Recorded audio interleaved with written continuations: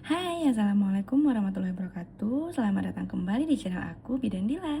Kali ini aku mau sharing tentang penyakit yang qadarullah saat ini sedang aku alami, yaitu autoimun. Nah, kebetulan jenis autoimun yang aku alami ini yaitu lupus. Nah, sekedar informasi teman-teman, lupus itu ada dua jenisnya. Ada DLE, ada SLE. Nah, saat ini yang sedang aku alami itu yaitu DLE, Discoid Lupus Erythematosus. Untuk saat ini aku bikin video tanpa filter. Jadi sekarang kondisi wajah aku seperti ini ya, teman-teman. Jadi banyak flare up-nya. Di sini ada ruam merah. Sebenarnya kalau untuk lupus itu sebutannya bukan ruam ya, tapi lesi. Nah, di sini ada lesi ya. Di sini kemudian banyak yang kecil-kecil di sini dan di sini. Untuk saat ini tekstur kulit wajah aku tidak rata, teman-teman. Kebetulan aku punya keluhan seperti ini sebenarnya sudah 1,5 tahun. Tapi untuk diagnosanya aku baru terdiagnosis lupus itu, DLE itu sekitar tanggal 20 Februari. Nah, selama ini yang aku pikir ya, karena aku sempat berobat sih, aku konsul ke dokter spesialis, beberapa dokter spesialis ya, untuk mencari second opinion karena dokter-dokter yang sebelumnya mengatakan bahwa ini infeksi jamur. Nah, dia tuh memang hampir-hampir mirip, teman-teman. Jadi seperti yang pernah mungkin teman-teman pernah dengar, ada yang menyebutkan bahwa autoimun itu adalah penyakit 1.000 wajah ya. Jadi dia itu keluhannya hampir-hampir mirip dengan penyakit lain. Nah, seperti itu juga dengan penyakit yang saat ini aku alami. Jadi aku mau cerita sedikit ya asal mula aku dapat lesi ini. Itu sekitar 2025, enggak ding, 2024 ya. Tahun 2024 di sekitar bulan Agustus sampai Oktober, aku lupa tepatnya sekitar bulan berapa, pokoknya rentangannya itu ya, Agustus sampai Oktober. Waktu itu kebetulan ya, aku sedang sibuk-sibuknya dengan kegiatan luar gedung karena aku bekerja di puskesmas. Kebetulan pada saat itu aku penanggung jawab UKS ya. Jadi itu sebuah program di mana kita itu memang sering turun lapangan ke sekolah-sekolah untuk memeriksakan kesehatan anak-anak sekolah. Nah, selama aku bekerja ya, selama aku menjadi ASN, aku tidak pernah bekerja di kayak turun lapangan yang kayak panas-panasan gitu, teman-teman. Aku belum pernah. Karena aku pertama kali pengangkatan akan aku di RSUD. Jadi aku memang kerja itu di dalam gedung aja gitu kan. Jadi paling pulang kerja baru terpapar panas gitu kan, terpapar matahari, terpapar sinar UV. Kebetulan semenjak aku pindah ke Padang ini ya, tepatnya di 2023, aku sudah mulai sesekali tuh turun lapangan seperti kayak kegiatan posyandu, kegiatan screening PTM, penyakit tidak menular, atau screening UKS gitu kan. Nah, tepatnya di 2024 itu sekitar bulan Agustus sampai Oktober, aku pada saat itu kan aku penanggung jawab UKS. Jadi itu saat dimana aku lagi sibuk-sibuknya ya, dari satu sekolah ke sekolah lain untuk screening anak sekolah, teman-teman. Jadi memang aku yang tipenya males pakai sunscreen ya. Aku emang dasar orang yang males pakai sunscreen. Aku dulunya itu cuma pakai moisturizer, bedak, udah. Itu pun kadang nggak pakai moisturizer, cuman kadang pakai bedak gitu kan. Di sana saking seringnya aku terpapar matahari ya, sinar UV, yang aku tidak pakai sunscreen, muncullah satu ruam, teman-teman, satu lesi ya. Itu di sebelah sini dulu. Awal munculnya sebelah sini ya, ini yang pertama kali muncul. Jadi munculnya satu ya. Kemudian lama kelamaan dalam waktu dekat ya, teman-teman, beberapa minggu muncullah banyak, langsung dia ngeroyok gitu kan, semuka-muka, teman-teman. Tapi dia awalnya munculnya kan kayak bulat kecil-kecil gini kan. Nah, merah, terus pinggirannya putih, merah, pinggirannya putih kayak gini. Putih nggak juga sih pinggirannya, kayak warna kulit asli gitu pinggirannya. Tengah-tengahnya merah. Merah itu makin menjadi ya, makin kentara, makin merah banget itu setiap kali aku di lapangan teman-teman. Kemudian pulangnya ya, sesampai aku di puskesmas, aku masuk puskesmas itu udah kayak orang pakai blush on yang kayak di dempul-dempul, banyak blush on gitu yang nggak rata. Nah kayak gitu teman-teman kira-kira wujud muka aku. Kemudian aku konsul lah, yang pertama kali aku konsulnya ke dokter yang di puskesmas aku. Kemudian dibilangnya itu ruam karena infeksi jamur, awalnya dibilang. Karena mungkin karena keringetan, terus sering terpapar matahari, jadinya terjadilah infeksi jamur itu gitu kan. Aku dikasih obat anti jamur. Habis obat anti jamur tidak ada perubahan teman-teman. Aku konsul lagi, aku lupa ya, aku pakai obat anti jamurnya berapa lama. Mungkin ya sekitar sebulan atau 2 bulan. Berlanjut ya. Awalnya kan disuruh 2 minggu, terus gak ada perubahan, disuruh lanjutin lagi. Sebulan deh kayaknya ya, sebulan aku makainya gak ada perubahan, aku minta rujukan ya, aku dirujuk lah ke dokter spesialis kulit. Di dokter spesialis kulit ya, seperti apa namanya, aturannya kan harus pemeriksaan labor dulu, KOH dulu ya, seperti ada dikerok gitu kan permukaan kulitnya untuk ngecek apakah ada jamur atau tidak. Jadi KOH namanya, diperiksa ada jamur atau tidak di labor. Nah di KOH itu ternyata tidak ditemukan jamur teman-teman. Kemudian dokternya mengatakan bahwa, aku ceritain tuh pekerjaan aku gimana, aku sering turun lapangan dan bla bla bla, aku ceritain. Dokternya bilang ini hipersensitif karena terlalu sering terpapar sinar matahari dan tidak pakai sunscreen. Jadi kulitnya kulit sensitif, jadi terbakar dan bla bla bla. Lah itulah dibilang sama dokternya. Diberilah aku krim steroid teman-teman. Waktu itu aku diingat banget, aku dikasih salep mometasone kan. Kemudian aku disuruh untuk pakai sunscreen. Udah kan, aku pakai salep mometasone. Selang berapa lama, mungkin udah sampai sebulan juga kayaknya, tidak ada perubahan sama sekali teman-teman. Bukannya dia menghilang, malah makin bertambah. Lalu aku pergilah ke dokter yang lain, ke dokter spesialis kulit yang lain. Dikatakanlah aku ini dermatitis seborrheic ya, karena dia ada sedikit seperti kerak, kulitnya seperti mengelupas, menebal.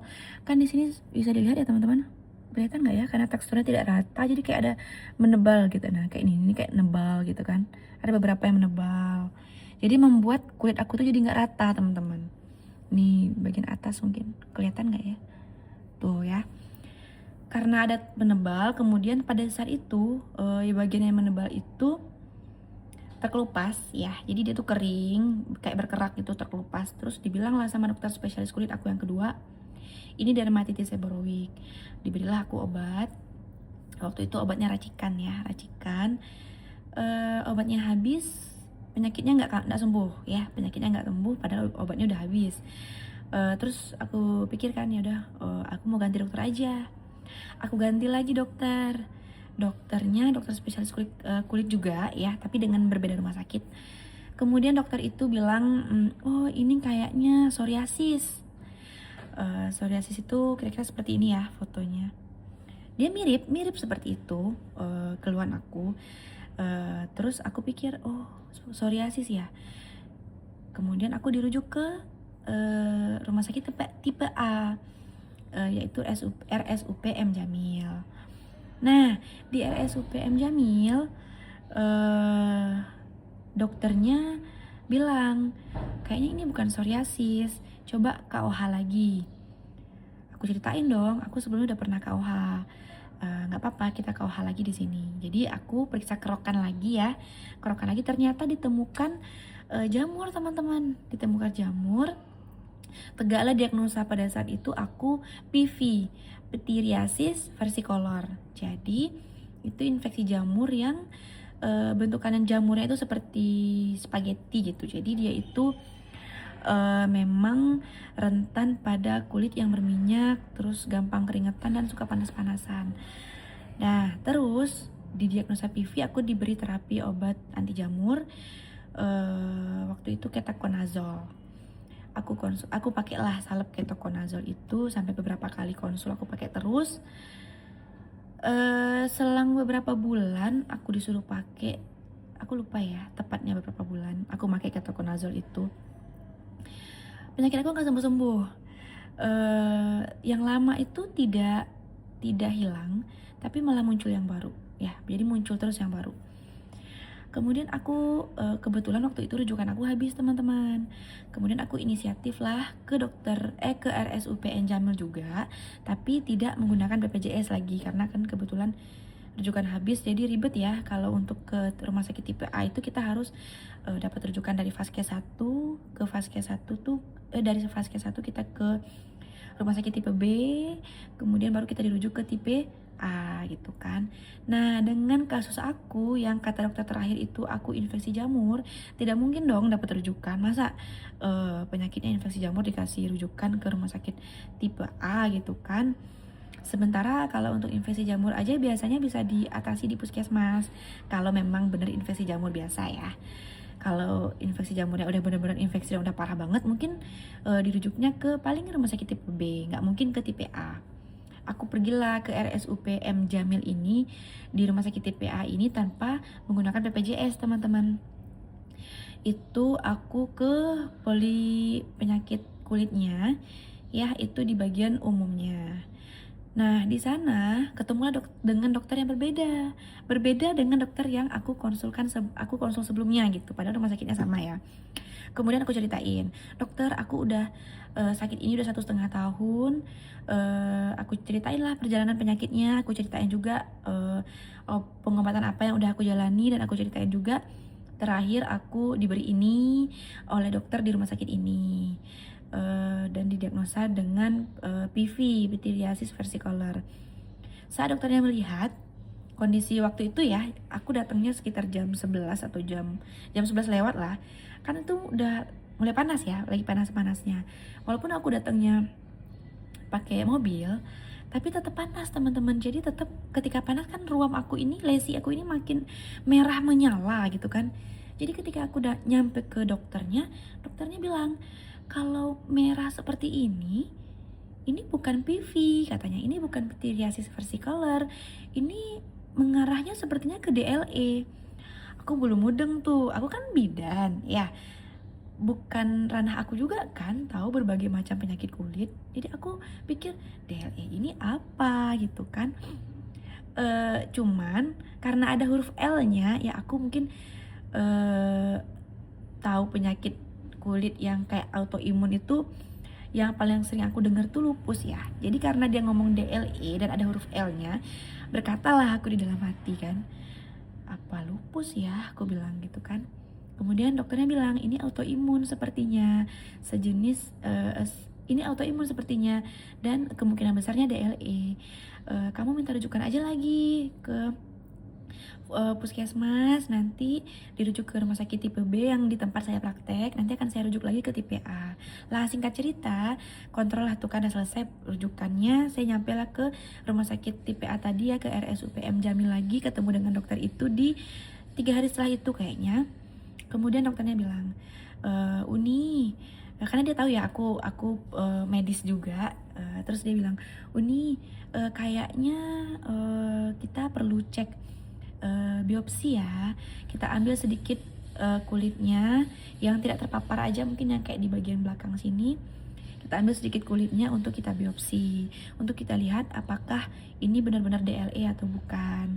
Kemudian kita cek anaprofil. Anaprofil itu untuk melihat kalau dia DLE, dia jatuhnya ke DLE saja atau sampai ke SLE. Karena DLE ini kan discoid lupus erythematosus. Dia hanya menyerang kulit dan sendi ya. Jadi biasanya ciri-cirinya kalau untuk DLE itu muncul ruam, muncul lesi, kemudian merah di bagian yang terpapar matahari saja. Kemudian lesinya itu kadang timbul, kemudian kulitnya terkelupas, menahun gitu kan. Kemudian biasanya diiringi dengan rambut rontok, kemudian sering pegel-pegel, nyeri sendi, sering kayak capek aja bawaannya. Nah itu biasanya ciri-cirinya. Kalau untuk SLE itu sistemik lupus eritematosus, dia hanya bisa ditegakkan dengan pemeriksaan anaprofil yang dibilang sama dokter tadi. Kalau misalnya hasil tes anaprofilnya dikatakan aku positif SLE, berarti lupus aku tuh jatuhnya ke SLE gitu. Jadi dokternya menyarankan aku pemeriksaan 2, biopsi sama anaprofil. Nah di hari itulah aku langsung biopsi, diambil di bagian sini. Maaf ya aku liatin, tapi dia udah ini kayak ini nih, iya ini. Dia udah mulai apa namanya tidak begitu jelas lagi jahitannya ya. Kayak cuman 2 jahitan waktu itu. Sini. Tuh, kelihatan nggak? Merah ya. Jadi diambil itu ya, diperiksa ke labor patologi. Katanya sih waktu itu hasilnya keluar 1 minggu setelah pengambilan sampel. Kemudian di hari yang sama aku cek anaprofil juga ya, pengambilan darah itu untuk ngelihat yang SLE tadi, dia DLE aja atau sampai ke SLE. Nah singkat cerita, seminggu setelahnya aku kontrol lagi dan hasil biopsinya udah keluar dan dinyatakan aku positif autoimun DLE. Ya, aku memang didiagnosa discoid lupus eritematosus. Kemudian hasil anaprofilnya itu juga keluar teman-teman, tapi alhamdulillah hasilnya negatif dan qadarullah aku hanya menderita DLE aja ya, tidak sampai ke SLE. Karena biasanya untuk lupus yang berat itu adalah SLE teman-teman. Walaupun DLE itu udah bikin aku drop banget ya mendengar diagnosa DLE. Tapi ya nggak apa-apa. Kalau misalnya Allah ngasih kita penyakit, berarti Allah itu sayang sama kita. Dia pengen lebih dekat sama kita. Allah itu ingin menggugurkan dosa-dosa kita, ya kan? Aku tetap happy, masih ada alhamdulillahnya. Alhamdulillah Allah masih sayang aku, Allah masih pengen aku deket-deket sama dia gitu kan. Nah setelah aku didiagnosa DLE, aku dianjurkan sama dokternya nggak boleh stres. Jujur ya teman-teman, aku semenjak pindah aku tuh stres banget karena pekerjaan di rumah sakit menurut aku santai-santai aja ya, santai walaupun aku di NICU waktu itu ya, di ruangan NICU, neonatal intensive care unit ya, seperti ICU orang dewasanya gitu. Kalau ini untuk bayinya gitu kan. Kalau dipikir-pikir kan sibuk juga, tapi sibuknya ketika ada pasien gawat aja teman-teman. Habis itu aku pulang dinas, yaudah pikiran aku plong, aku cuman mikirin keluarga, ngurus di rumah, ngurus anak, suami dan bla bla bla. Cuman itu yang aku pikirin. Tapi semenjak aku pindah ke puskesmas, jujur teman-teman, pulang kerja aku masih mikirin kerjaan, karena mungkin di puskesmas itu kan kita lebih ke masyarakat ya. Kemudian di sini kan banyak programnya. Mungkin teman-teman yang berdinas di puskesmas seluruh Indonesia paham ya seperti apa kalau kita di puskesmas. Dinikmati aja ya. Jadi aku memang agak kaget gitu kan, karena 9 tahun aku kerjanya di rumah sakit, sekalinya pindah aku dapatnya di puskesmas dan kerjanya capeknya luar biasa, capek hati, pikiran, belum lagi menghadapi masyarakat dengan berbagai tipe ya, dengan berbagai watak, dimana kita harus tetap ramah, harus tetap senyum, sapa, salam ya kan. Jujur aku agak kaget ya menjalani ini. Jadi aku jujur aku stres, aku kecapean banget. Kemudian aku kurang istirahat. Nyampe rumah aku buka laptop lagi. Kemudian kadang sampai malam, kadang kalau programnya nggak tercapai sampai begadang, dan ya itulah pokoknya kurang lebih ya. Jadi kata dokternya, Uni nggak boleh stres. Uni didiagnosa DLE ini, Uni nggak boleh stres, nggak boleh kecapean, nggak boleh terpapar sinar matahari langsung Uni. Jadi Uni harus pakai sunscreen, minimalkan kegiatan di lapangan. Baiklah dokter gitu kan. Kemudian dokternya juga ketawa kan, terus dia bilang kalau Uni mau sembuh, kalau Uni mau flare up-nya remisi gitu kan, nggak meradang lagi, Uni harus relax kerjanya, nggak boleh stres, nggak boleh kurang istirahat, nggak boleh, harus banyak istirahat Uni. Kemudian Uni makannya harus banyak makan buah dan sayur, dokter, aku pecinta gula gitu kan. Aku tidak bisa hidup tanpa gula, tanpa coklat, tanpa roti-rotian, tanpa yang manis-manis. Memang gak sehat sih sebenarnya, tapi ya itu yang membuat aku happy dengan seabrek pekerjaan ini gitu kan. Jadi biasanya aku tuh wajib ngemilin coklat atau apa setiap hari teman-teman.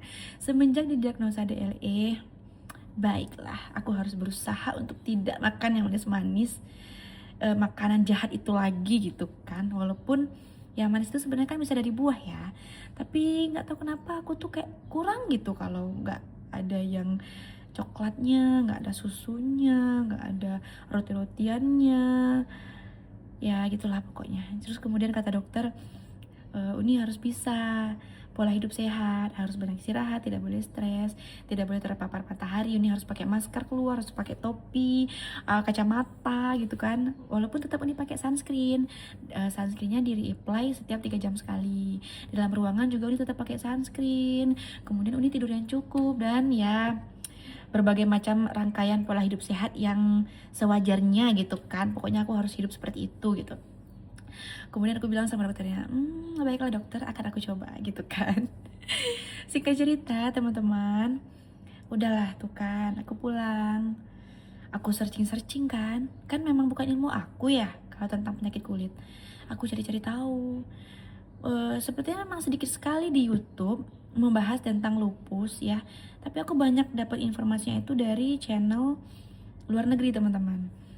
Banyak yang membahas tentang DLE plus SLE atau DLE aja atau gimana SLE. Pokoknya dia bahasnya detail. Dari situlah aku mulai ini bukan penyakit yang harus aku khawatirkan. Aku harus menanamkan itu di pikiran aku teman-teman. Walaupun kita dengar kata lupus aja ya, kita dengar kata autoimun lupus, ya terserah lah autoimun apa, autoimun aja gitu ya, kita dengar udah gimana gitu kan. Tapi sekarang aku harus menanamkan di pikiran aku harus aku menanamkan di pikiran aku tuh, aku harus memberikan sugesti positif bahwa penyakit ini tidak apa-apa, ini bukan penyakit yang berat, ini datang karena Allah itu sayang aku ya. Aku harus happy menjalaninya, aku harus mulai merubah pola hidup aku, dari baik itu dari makanan, pola istirahat. Kemudian aku harus mengkat pekerjaan aku, bukan berarti aku tidak profesional ya teman-teman. Aku harus menempatkan di mana tempat bekerja dan di mana tempat istirahat, begitu ya. Jadi sekarang aku kalau di rumah, aku nggak mau lagi buka laptop, aku nggak mau lagi mikirin pekerjaan. Cukup di kantor aja ya, cukup di tempat aku kerja aja, aku ngerjain pekerjaan aku, pulang udah tutup laptop, udah lupakan semua beban pekerjaan itu, mari kita hadapi realita gitu kan. Kita jadi emak-emak strong di rumah lagi, dengan bahagia. Alhamdulillah ya, suami aku semenjak tahu diagnosa itu dia sangat membebaskan aku teman-teman. Terus dia bilang, udah pekerjaan rumah abaikan, kalau capek istirahat gitu kan. Terus ya pokoknya dia nggak mau banget ngelihat aku capek. Pokoknya nyampe rumah tuh kalau bisa tuh aku istirahat tidur gitu. Dia jemput anak, dia yang kalau anak rewel dia mau apa ya, kayak dia mau rela ya ngerjain pekerjaan yang aku kerjain sebelumnya. Walaupun tidak full 100% ya teman-teman. Aku ya sebagai istri dan sebagai seorang ibu ya wajib mengerjakan peran aku juga ya. Tapi ini poinnya ketika aku udah capek ya. Ketika capek, aku benar-benar kecapean, aku butuh istirahat ya aku istirahat. Nanti kan bisa disambung pekerjaannya. Nah ketika aku istirahat, alhamdulillahnya, Masya Allah tabarakallahnya, suami aku mau menggantikan peran itu gitu kan. Jadi untuk teman-teman ya penderita lupus di luar sana, semangat ya. Baik itu DLE maupun SLE, tanamkan pikiran positif, sampaikan ke dirinya bahwa itu tidak apa-apa, kita akan sehat-sehat saja, akan bahagia. Ya ini bukan penyakit yang berat gitu ya. Nah ini aku mau tunjukin ya, kebetulan sekarang aku nggak pakai filter sengaja ya biar teman-teman bisa lihat. Ini jelas nggak ya kira-kira? Ini lebih dekat lagi. Nih ya, seperti ini kira-kira. Jadi dia timbul-timbul gitu teman-teman.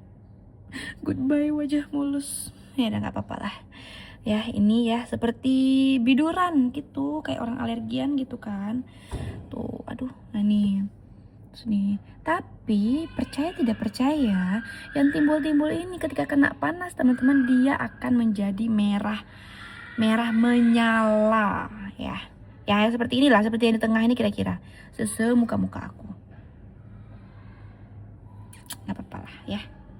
Jadi bagi penderita DLE semangat ya, nanti aku akan bahas lebih lengkap lagi tentang DLE itu penyebabnya, pengertiannya dan bla bla bla. Ya, dadah. Semoga bermanfaat. Assalamualaikum.